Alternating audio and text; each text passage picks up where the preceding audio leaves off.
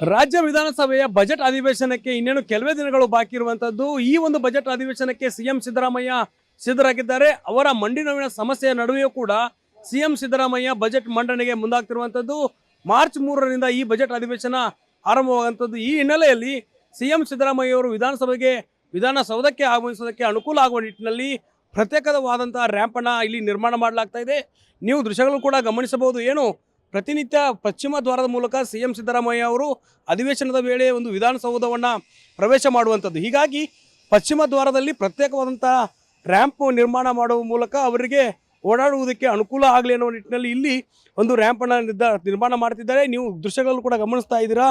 ಇದು ವಿಧಾನಸೌಧದ ಪಶ್ಚಿಮ ದ್ವಾರ, ಕೆಂಗಲ್ ಗೇಟ್ ಎಂದೇ ಪ್ರಸಿದ್ಧಿ ಹೊಂದಿರುವಂಥ ಗೇಟ್ನಲ್ಲಿ ನನ್ನ ಬಲಭಾಗದಲ್ಲಿ ನೀವು ನೋಡ್ಬೋದು. ಈಗಾಗಲೇ ಏನು ಅಧಿಕಾರಿಗಳು ಸೂಚನೆಯ ಮೇರೆಗೆ ಇಲ್ಲಿ ಬರದಿಂದ ಕೆಲಸ ಆರಂಭವಾಗಿರುವಂಥದ್ದು. ಯಾಕಂದರೆ ಸಿಎಂ ಸಿದ್ದರಾಮಯ್ಯ ಅವರಿಗೆ ಮಂಡಿ ನೋವಿನ ಸಮಸ್ಯೆ ಇರೋದರಿಂದ ಅವರು ದಿನನಿತ್ಯ ವೀಲ್ ಚೇರ್ ಮೂಲಕವೇ ಸಂಚಾರವನ್ನು ಮಾಡ್ತಿದ್ದಾರೆ.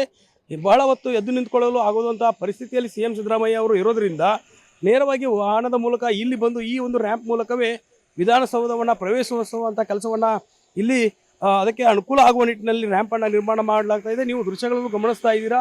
ಕಬ್ಬಿಣದ ಕೆಲವೊಂದಿಷ್ಟು ತುಂಡುಗಳನ್ನು ಹಾಕುವ ಮೂಲಕ ಅದರ ಜೊತೆಗೆ ಮೇಲೆ ಸರಾಗವಾಗಿ ವೀಲ್ ಚೇರ್ ಹೋಗುವಂಥ ವ್ಯವಸ್ಥೆಯನ್ನು ಇಲ್ಲಿ ಮಾಡಲಾಗ್ತಾ ಇದೆ. ಕಬ್ಬಿಣದ ರ್ಯಾಂಪನ್ನು ನಿರ್ಮಾಣ ಮಾಡುವ ಮೂಲಕ ಸಿಎಂ ಅವರ ವೀಲ್ ಚೇರ್ ಇದರ ಮೇಲೆ ಸರಾಗವಾಗಿ ನಡೆದುಕೊಂಡು ಹೋಗಿ ಅವರು ವಿಧಾನಸೌಧವನ್ನು ಪ್ರವೇಶ ಮಾಡುವುದು.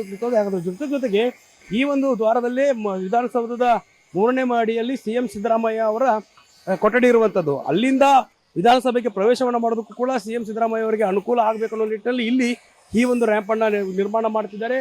ಈಗಾಗಲೇ ಉತ್ತರ ಮತ್ತು ದಕ್ಷಿಣ ಗೇಟ್ಗಳಲ್ಲಿ ಈ ರ್ಯಾಂಪ್ಗಳು ಇರುವಂಥದ್ದು. ಆದರೆ ಪಶ್ಚಿಮ ದ್ವಾರದಲ್ಲಿ ಇದೇ ಮೊದಲ ಬಾರಿಗೆ ಸಿಎಂ ಸಿದ್ದರಾಮಯ್ಯ ಅವರಿಗೆ ಅನುಕೂಲ ಆಗಲಿ ಅನ್ನುವ ನಿಟ್ಟಿನಲ್ಲಿ ಈ ಒಂದು ರ್ಯಾಂಪನ್ನು ಇಲ್ಲಿ ನಿರ್ಮಾಣ ಮಾಡಲಾಗ್ತಾ ಇದೆ.